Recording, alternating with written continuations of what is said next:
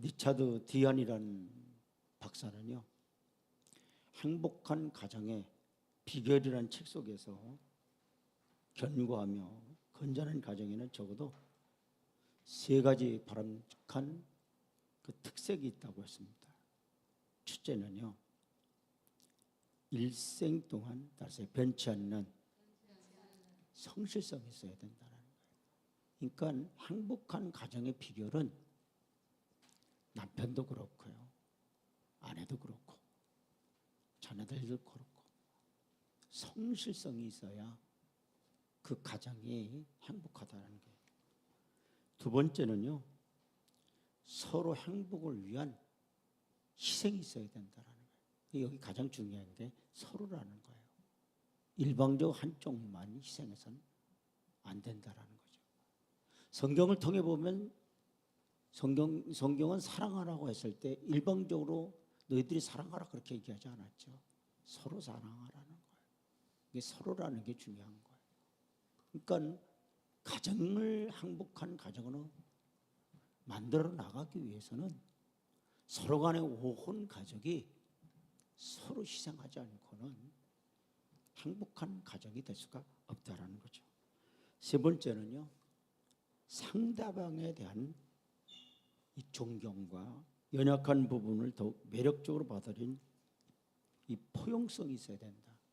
그러니까 그렇죠. 서로 간에 존경해야 되죠. 남편은 아내를 존경하고, 아내는 또 남편을 존경하고, 또 부모도요, 자녀들을 어떻게 해요? 이 포용해야 돼요. 정말 이 포용성이 있어야 그 가정이 행복한 가정이 된다라는 것입니다.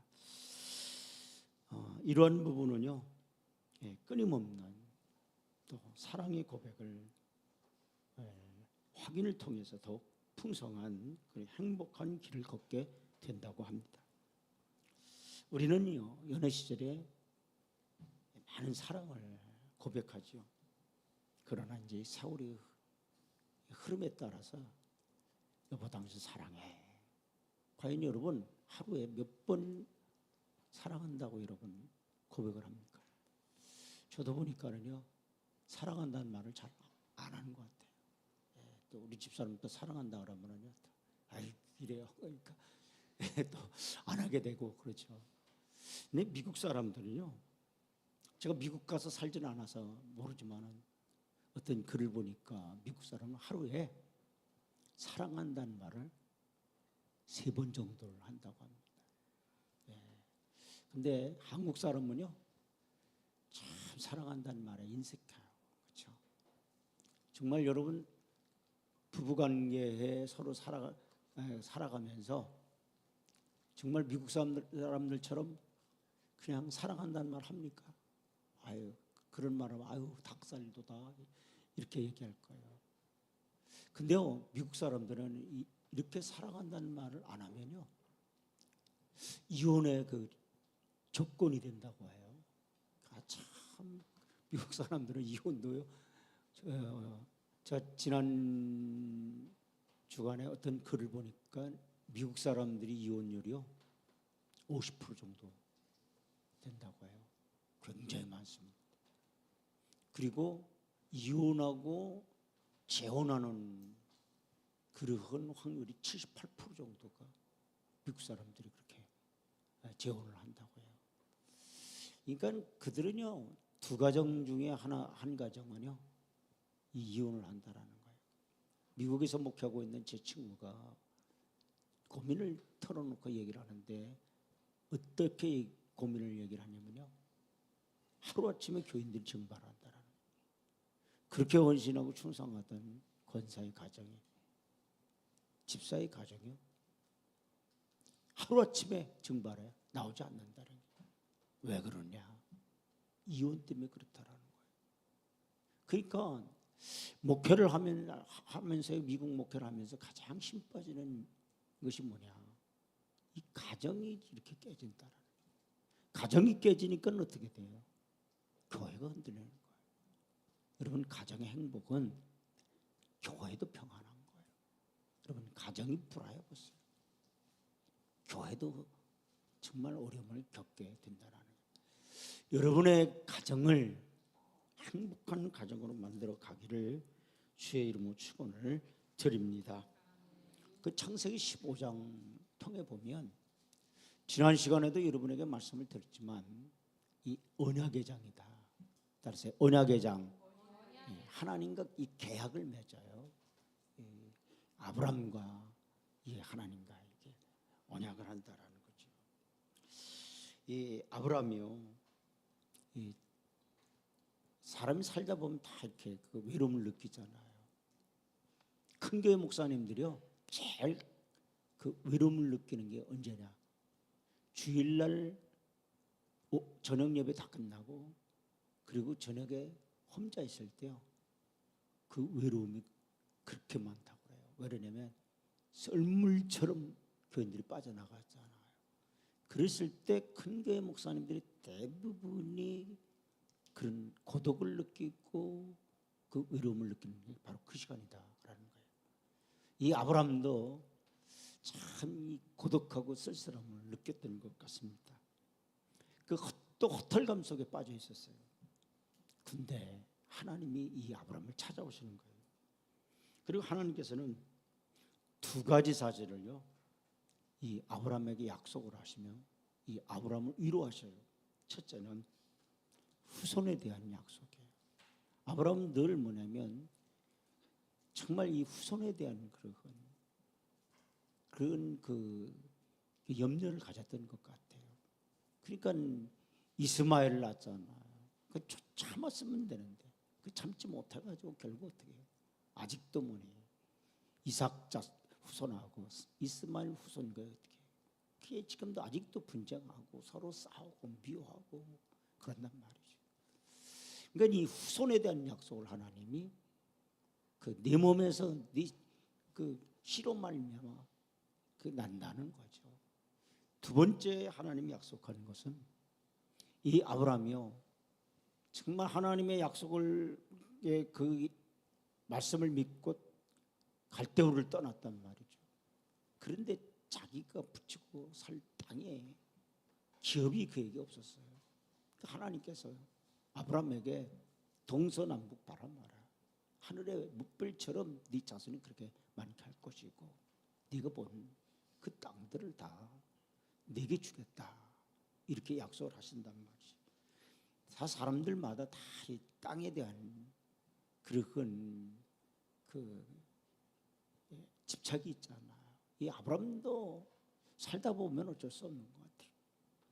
근데 창세기 15장 7절 보세요. 다 같이 봉독합니다. 또 그에게 이르시되 나는 이 땅을 네게 주어 뭐를 삼게 해요? 소유를 삼게 하려 하고 너를 갈다인의 우르에서 이끌어낸 여호와니라. 하나님께서 이 아브라함에게 네가 이 거하고 있는 이 땅을 내가 네게 주겠다. 이렇게 말씀을 하신 거예요. 그런데 이 아브라함이요, 창세기 15장 8절 통해 보면 뭐라고 얘기하느냐? 그가 이르되 그랬어요. 주 여호와여. 그가 누구예요? 아브라함이잖아요. 주 여호와여, 내가 이 땅을 소유로 받을 것을 무엇으로 알리까?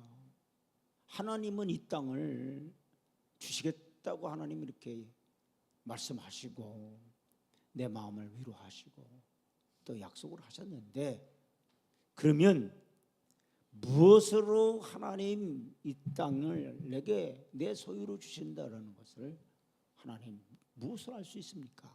이렇게 물어봐요. 그러니까 이 구체적인 하나님 이 증거를 요구하는 거죠. 우리가 신앙생활하면서도 하나님이 약속, 그럼 무엇으로 하나님 내게 약속하시겠느냐 말이에요. 이 아브라함도 그랬던 것처럼 우리도 그렇게 요구할 때가 있잖아요. 이는 결코 의심에 의한 요구가 아니다라는 거예요. 칼빈이라고 한 사람이 이 본문을 이렇게 얘기를 했습니다. 의심의 증거가 아니라 오히려 믿음의 증거였다. 이 칼빈이라는 사람이 그렇게 얘기했대요. 그럼 루터라는 사람은 허락의 확증을 바라는 것이다라는 거예요. 그다음에 어거스틴이라는 사람은 믿음의 증진을 위한 증거를 요구한 것이다 이렇게 말했습니다. 어쩌면 이는 어리석고도 당돌한 요구요 불쾌한 요구로 들릴 수도 있어요. 그러나 우리 하나님께서는요, 이 아브라함이 무엇으로 알릴까 말이야. 근데 하나님은 그 아브라함의 그 말에 거절하거나 하나님 책망하지 않았어요. 그로 하여금요 확신에 구할 수 있는 방법을 지시했는데, 창세기 15장 9절 보세요. 다 같이 봉독합니다. 여호와께서 그에게 이르시되 나를 위하여 몇 년 되냐? 3년 된 암소, 그 다음에 3년 된 암염소, 3년 된 순양, 산비둘기, 집비둘기 새끼를 가져올지나 이렇게 명령했어요. 그러니까 무엇으로 하나님이 이 땅을 주신다고 이렇게 말씀하셨는데 그 증거를 하나님 내게 주셔야 되지 않겠느냐, 이렇게 아브라함이 하나님께 요구하니까요, 하나님이 이 재물들을 가지고 가라는 거예요. 그러면 과연 아브라함이 믿음의 확증을 얻기 위해서 한 일이 뭐냐? 하나님이요 명령하신 대로, 첫째로 하나님의 명령대로 뭘 준비했어요? 재물을 준비해요. 벌려놓았어요. 그래서 창세기 15장 10절 보세요. 다시 봉독합니다. 아브라함이 그 모든 것, 그 모든 게 뭐예요? 3년 된 암소, 그 다음에 3년 된 암염소, 3년 된 순양, 산비둘기, 그 다음에 뭐예요? 집비둘기 새끼죠. 그걸 가져다가 그 중간을 쪼개고 그랬어요. 그러니까 이 3년 된 암소도 가운데를 딱 잘랐고 이렇게 배를 쫙 가른 거예요. 그 다음에 또 3년 된 암염소, 3년 된 순양도 이걸 다 중간을 쪼갰다니.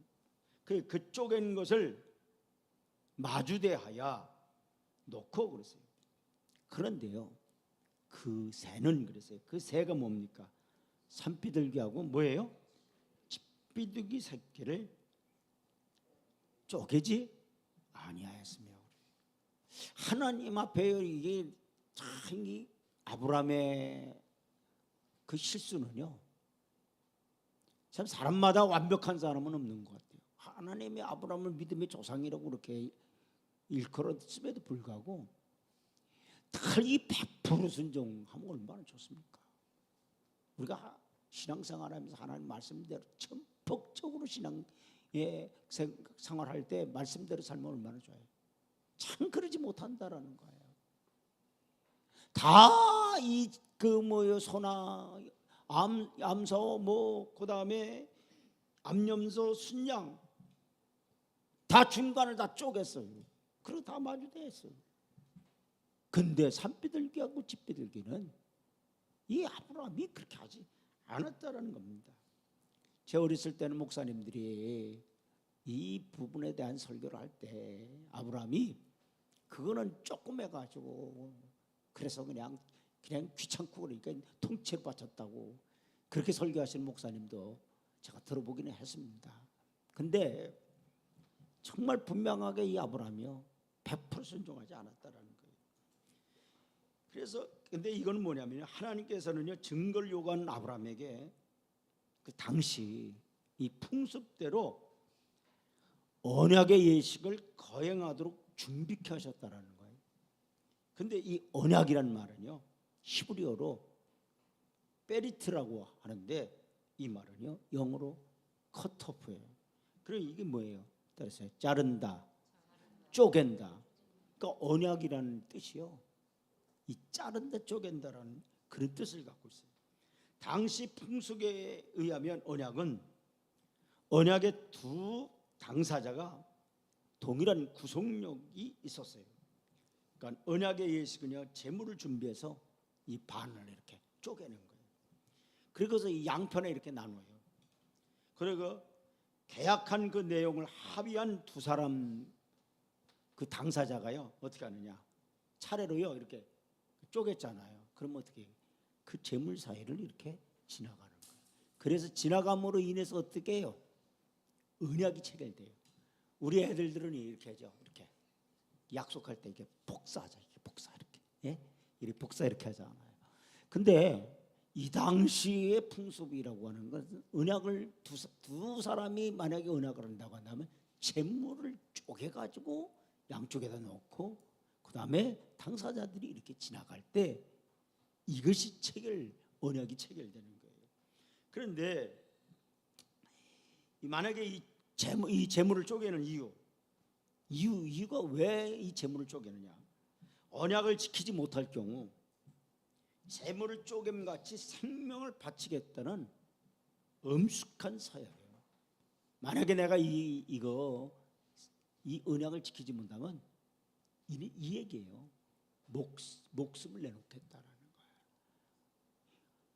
그러니까 이 언약이라는 건요 굉장히 중요한 겁니다. 그런데 하나님께서 너 이제 그걸 다 준비해서 그렇게 하라는 거예요. 여러분 예레미야 33장 18절부터 20절 보세요. 선민을 향한 하나님의 경고를 소개하고 있는데 다 같이 봉독합니다. 송아지를 어떻게 해요? 둘로 쪼개고 그러세요. 그 두 조각 사이로 어떻게 해요? 송아지를 어떻게 둘로 쪼개라는 거예요. 그리고 쪼갠 사이로 어떻게 하라는 거예요? 지나며 그랬어요. 내 앞에 언약을 맺었으나 그 말을 그랬어요. 뭐하지 아니하여 실행하지 아니하여 내 계약을 어긴 그랬어요. 그러니까 재물을 쪼개서 그 사이를 지나가야 하는데 근데 그걸 어겼다 이게 실행하지 않았다. 그건 어긴 거라는 거예요. 그들을 그랬어요. 계약을 어긴 그들이죠. 곧 그랬어요. 송아지 두 조각 사이로 지난 유다 고관들과 예루살렘 고관들과 내시들과 제사장들과 이 땅의 모든 백성을 내가 그들의 원수의 손과 그들의 생명을 찾는 자의 손에 넘기리니 그들의 시체가 공중의 새와 땅의 짐승의 먹이가 될 것이며 하나님의 언약을 어긴다고 한다면 이와 같은 그런 하나님의 심판이 있겠다 이렇게 말씀하신 거예요.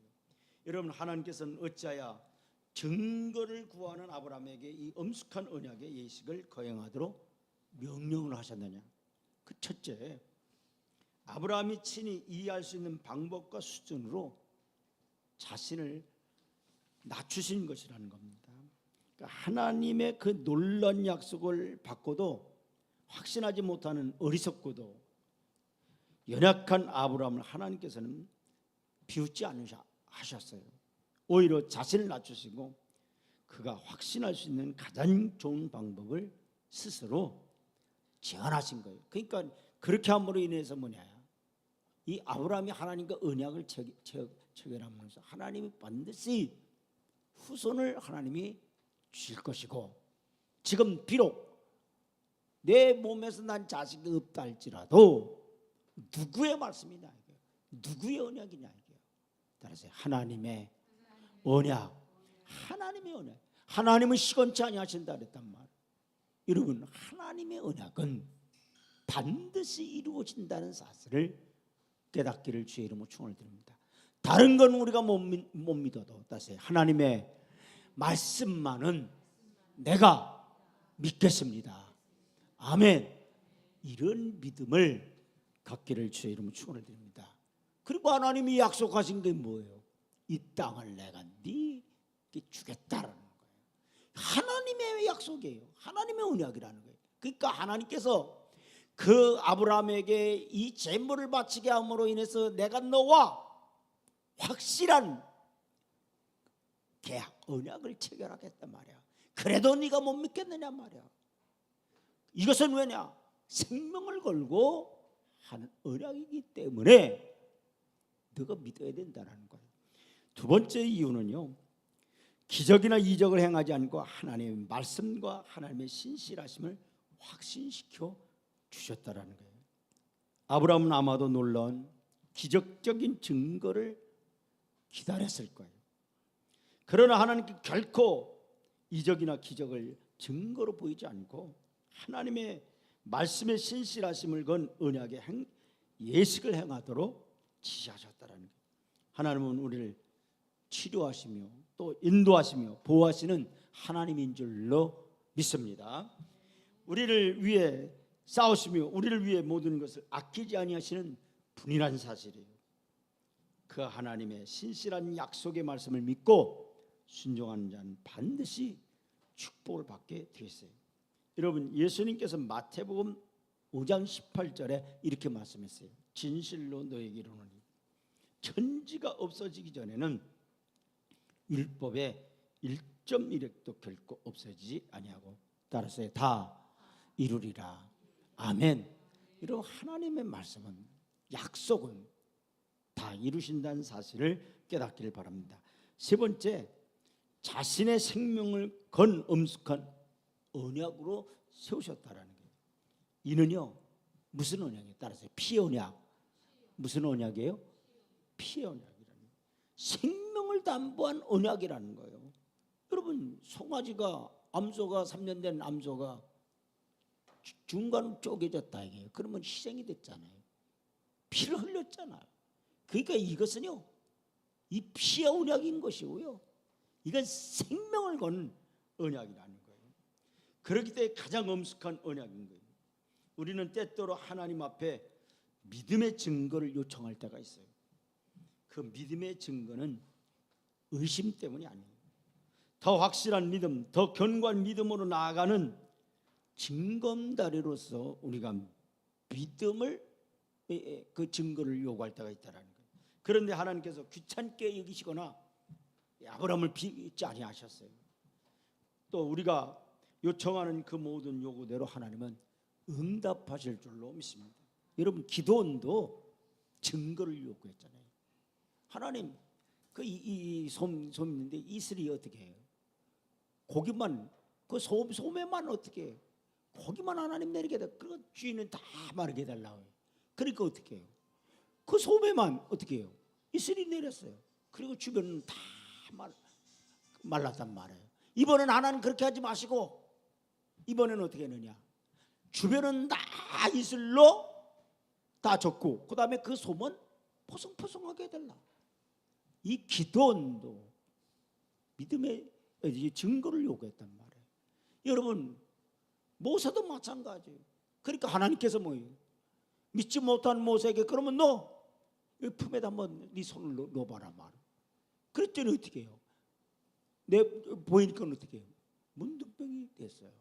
다시 한번 너 가슴에 손을 놓으라. 그 가슴에 손을 놓으니까 어떻게 해요? 이번에 또 온전해졌단 말이죠. 여러분, 누가복음 1장 35절부터 37절에 보면 마리아도 이제 예수님의 잉태를 예고받고 증거를 요구했어요. 그랬더니요, 누가복음 1장 35절부터 37절 보세요. 천사가 대답하여 이르되 성령이 내게 임하시고 직기 높으시니 능력이 너를 덮으시리니 이러므로 나실 바 거룩한 이는 하나님이 누구다라는 게 아들이라 일컬어지라. 보라, 내 친족 그랬어요. 누구도요? 엘리사벳도 어때요? 늙어서 아들을 배었느니라. 여러분, 엘리사벳이 늙었어. 쉬운 얘기예요. 할머니가 됐어요. 근데 할머니가 애를 낳았다 이게, 임신한다 이게. 그러면 여러분, 그 믿어지냐 이게? 그러니까 하나님께서 이렇게 말씀하신 게, 본래 임신하지 못한다고 알려진 이가 그랬어요. 이미 늙었어요. 경수가 다 끝났어요. 임신할 수 있는 그런 상황이 아니에요. 그런데 이가 그랬어요. 이가 누구예요? 누굽니까? 엘리사벳이요. 따라서 6달이 되었나니 몇 달이 됐어요? 6달이 됐다 이게. 마리아에게 이렇게 얘기하는 거예요. 그러면서 대적을 했어요. 다시 봉독합니다. 하나님의 모든 말씀은 능하지 못하심이 없느니라. 아멘. 지금도 하나님께서는 우리에게 믿음의 증거를 주셔요. 그것은 어떤 이상 야릇한 환상이나 이적이나 기적이 아니라 말씀에 대한 확증입니다. 우리는 말씀을 믿어야 될 줄로 믿습니다. 우리를 위해 얼마나 큰 사랑을 베푸셨는지에 대해 믿고 의심치 말기를 주의 이름으로 축원을 드립니다. 두 번째로는요, 이 아브라함이요 솔개를요 부지런히 쫓았어요. 뭐를 쫓았다고요? 솔개를요. 여러분 창세기 15장 11절 보세요. 솔개가 그랬어요. 그 사체 위에 내릴 때에는 아브라함이 뭐 했더라? 쫓았더라 그랬어요.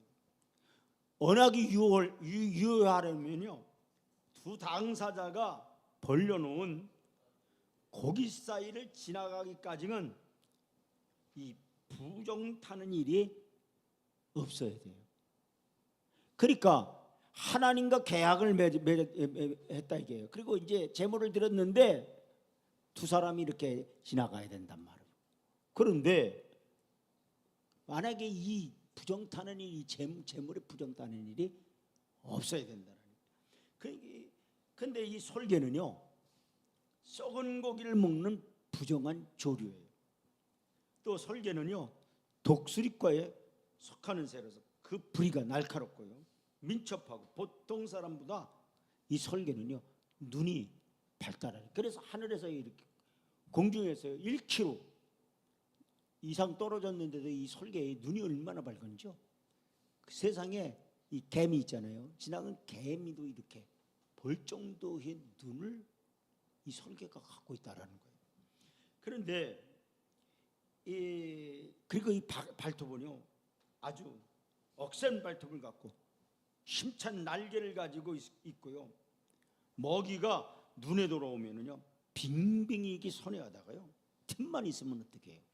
아주 민첩하게 내려와서 어떻게 해요? 낚고쳐가요.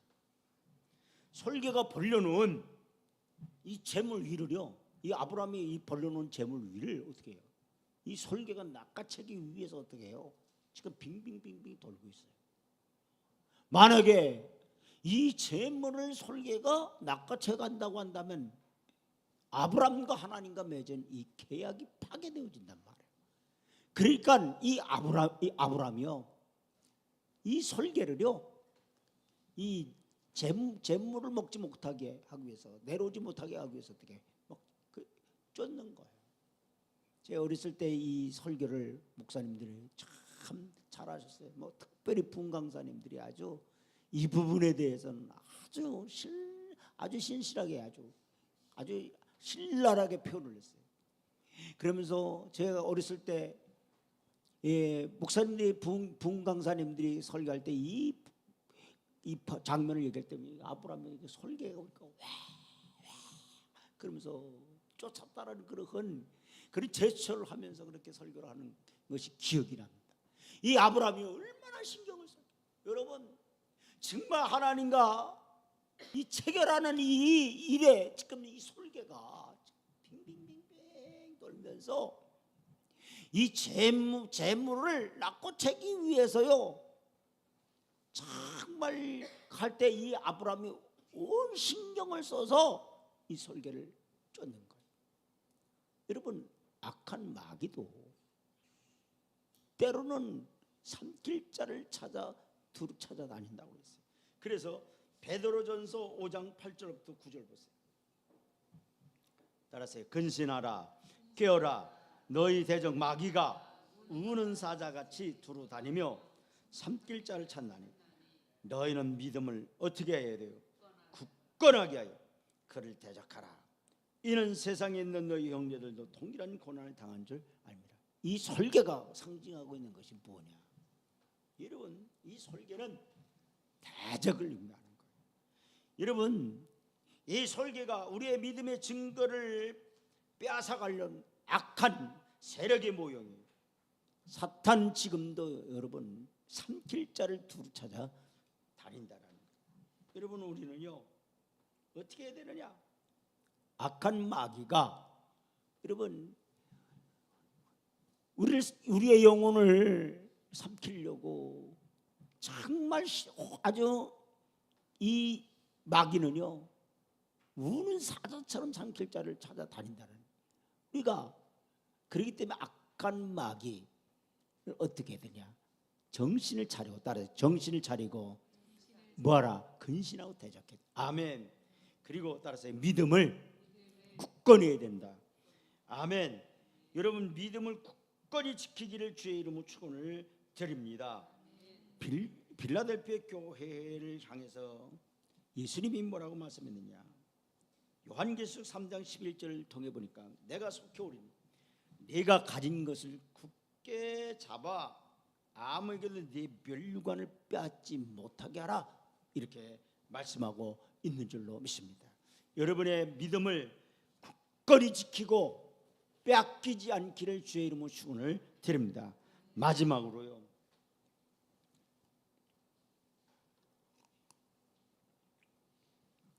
하나님께서 임하실 때까지 따라서 길이 참고 기다리라. 아멘. 여러분, 창세기 15장 12절부터 13절 보세요. 해질 때 아브라함에게 깊은 잠이 임하고 큰 흑암과 두려움이 그에게 임하였더니 여호와께서 아브라함에게 이르시되, 이렇게 말했어요. 이 아브라함이요, 이른 새벽부터요, 여러분, 이 계약을, 이 제물을 드리려면요, 아브라함이 아주 부지런히 이른 새벽부터 준비했을 거예요.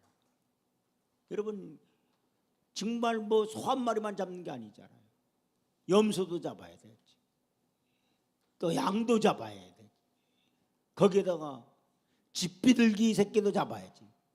삽비둘기는 이 아브라함이 산에 가서 잡아왔을 거 아니에요, 그렇죠? 집에서는 집비둘기는 키웠을 거예요. 근데 하나님이 야, 집비둘기만 들여라 그러지 않았단 말이에요. 산비둘기가 집비둘기 들여라 그랬으니까 이 아브라함이요, 그러니까 이 산에 가서 또 산비둘기 잡아왔을 거예요. 그러니 여러분, 이 아브라함이 하나님과 계약을 체결할까지 얼마나 많은 수고를 했겠어요. 새벽부터 일어나서요 준비했을 거예요.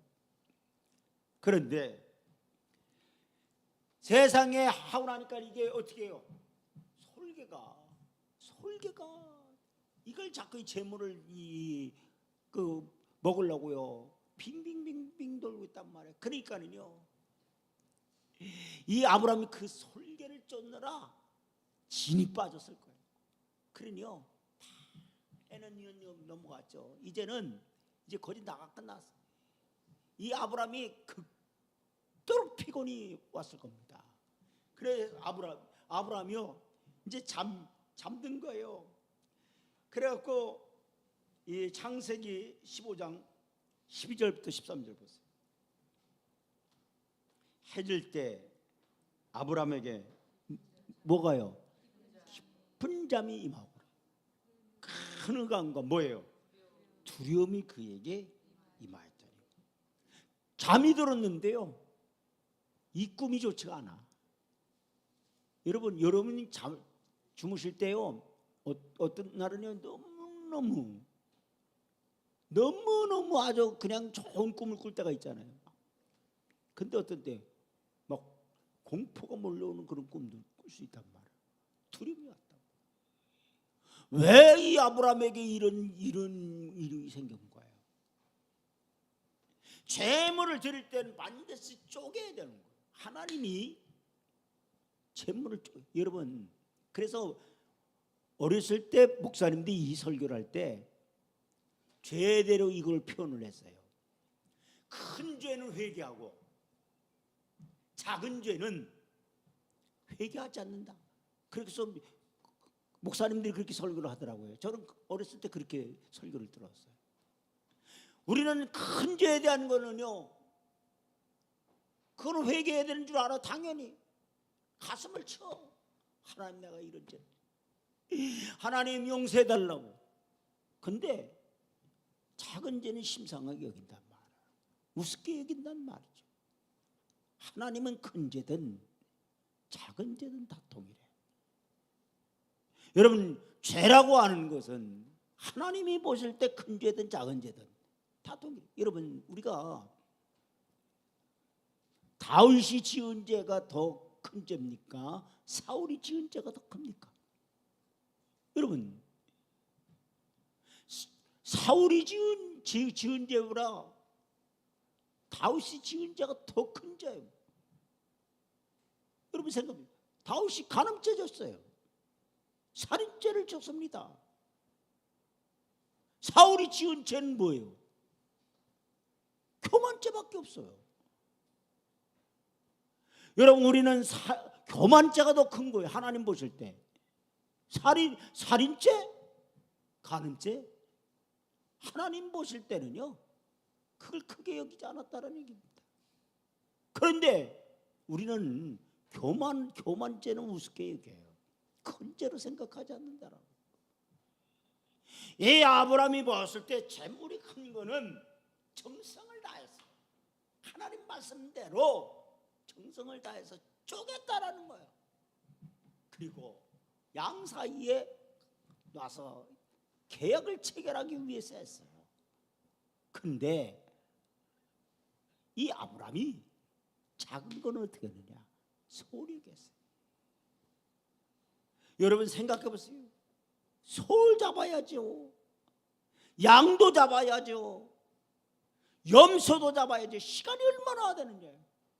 앞에서도 말씀드렸지만 산비둘기도 잡아와야죠. 산에 가서.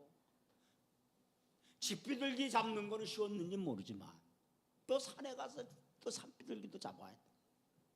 근데 아브라함이 실질적으로 하나님 말씀대로 다 쪼개야 되는데 큰 재물에 대해서는 쪼갰어요. 그러나 작은 것에 대해서는 소홀히 여겼다. 우리가 일생을 살아가는 동안 하나님 앞에 수많은 죄를 져요. 큰 죄도 질 수 있어요. 작은 죄도 져요. 우리는 회개에 대한 부분에 대해서는 어떻게 해요? 큰 거는 회개해요. 소상 조그만 것들에 대해서는 소홀히 여기고 넘어간다. 그래서 드렸어요. 그랬더니 설계가 그냥 온 거예요. 그게 지친 거예요. 지쳐서 잠을 잤는데 아브라함의 마음 가운데 어떤 마음이 오니 공포적인 두려움이 왔다는. 그래서 오늘 15절 보니까 어떻게 해요? 큰 흑암과 그랬어요. 잠이 왔는데 이 잠이요. 잠잤는데 큰 흑암이었어. 밝은 빛이 쫙 내게 비치는 그런 꿈을 꿨다면 얼마나 좋겠어. 근데 두려움, 큰 흑암이 오고 자기에게 두려움이 왔다는 얘기. 이 두려움이 왔다는 것은 이게 문제가 있는 거예요. 그러면서 하나님이 아브라함에게 하신 말씀이 뭐라고 말씀을 하느냐? 여러분 창세기 15장 17절 18절 보세요.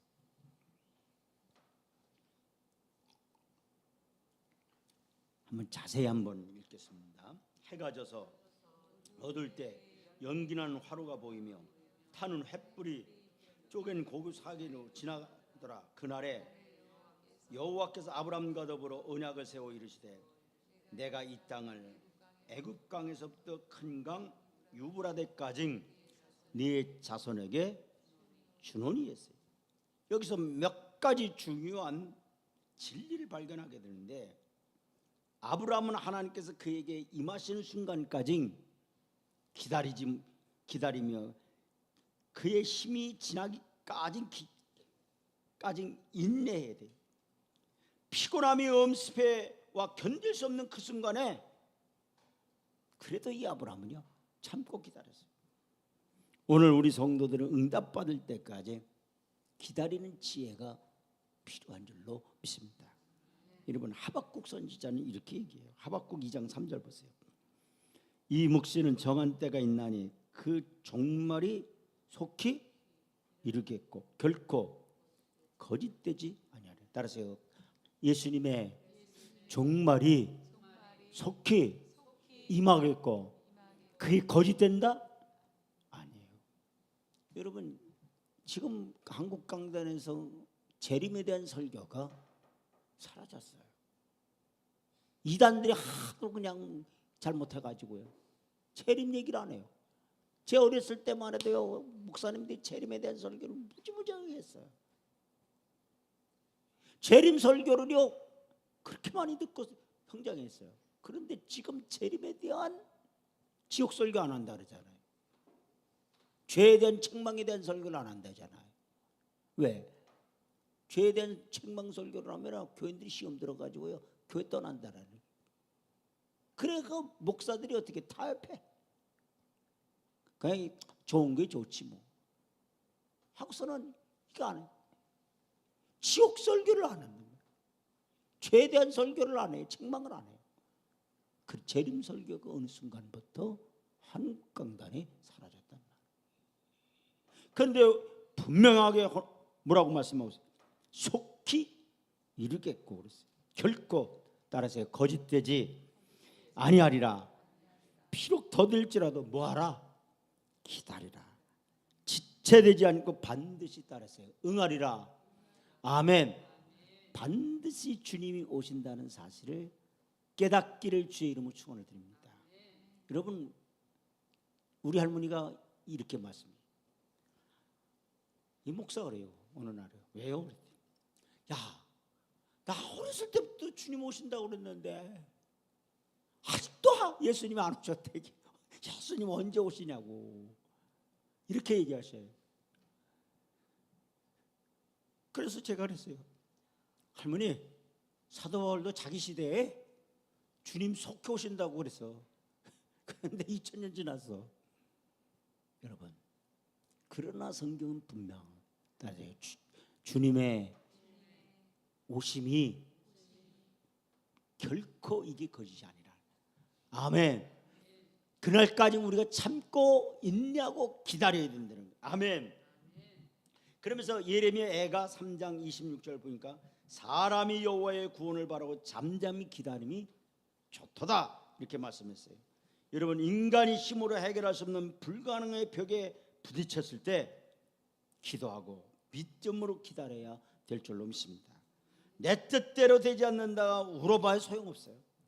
낙심하거나 좌절하지 말아야 돼요. 전능하신 하나님의 능력을 바라보고 잠잠히 기다릴 줄 아는 지혜를 가져야 될 줄로 믿습니다. 그래서 바울은 로마서 8장 25절에 만일 우리가 보지 못하는 것을 바라면 참으로 기다릴지라 그러면서 이사야 40장 31절에 다 같이 봉독합니다. 오직 여호와를 앙망하는 자는 뭐하라? 새 힘을 얻으리니 독수리 날개침이 올라감 같을 것이요 다른 박지라도 곤비치 아니하고 걸어가리라. 피곤치 아니하리라. 아멘. 오늘 본문에서 우리는 끝까지 참고 기다리는 자에게 주시는 축복을 발견하게 될 줄로 믿습니다. 여러분 오늘 이 아브라함이 정말 자기가 그 쪼개놓고 그리고 하나님의 임재를 기다렸더니 그래도 기다렸어요. 잠은 들었지만 그랬더니 하나님 그 재물사를 지나가시. 아멘. 햇불처럼 지나가는 역사가 있는 거예요. 오늘도 우리에게 성령의 놀라운 기다리고 우리가 인내하고 인내해야 할 때 주의 임재함이 여러분에게도 이루어지기를 주의 이름으로 축원을 드리면서 하나님 말씀 증거를 드립니다.